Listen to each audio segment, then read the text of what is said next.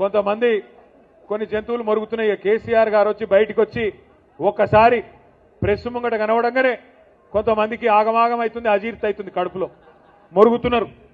ఎట్లా మాట్లాడుతున్నారో మీరు చూస్తున్నారు. ఎంత దుర్మార్గం కాకపోతే ఒక 71-72 పెద్ద మనిషి 2 సార్లు రాష్ట్రానికి ప్రజల చేత ముఖ్యమంత్రిగా ఎన్నుకోబడ్డ నాయకుడు, తెలంగాణ తెచ్చిన నాయకుడు, అట్లాంటి నాయకుడిని పట్టుకొని నోటికొచ్చిన మాటలు. ఒకసారేమో కాలు ఇరిగింది అని ఆనందం, ఇంకోసారేమో ఆయన చచ్చిపోవాలని చెప్పి శాపనార్థాలు. ఇది మంచిదేనా? ఇది మంచి పద్ధతేనా? మాకు రావా మాటలు, మాకు రావా బూతులు?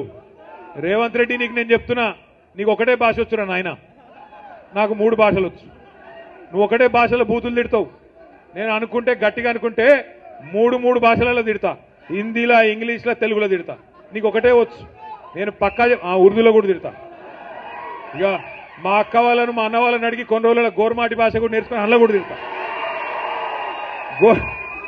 మా లంబాడా సోదరుల భాష కూడా నేర్చుకొని అందులో కూడా తిడతా.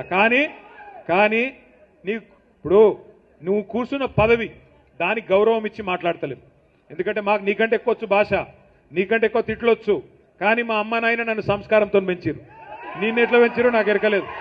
అవి ఏం మాటలు, ఏం భాష?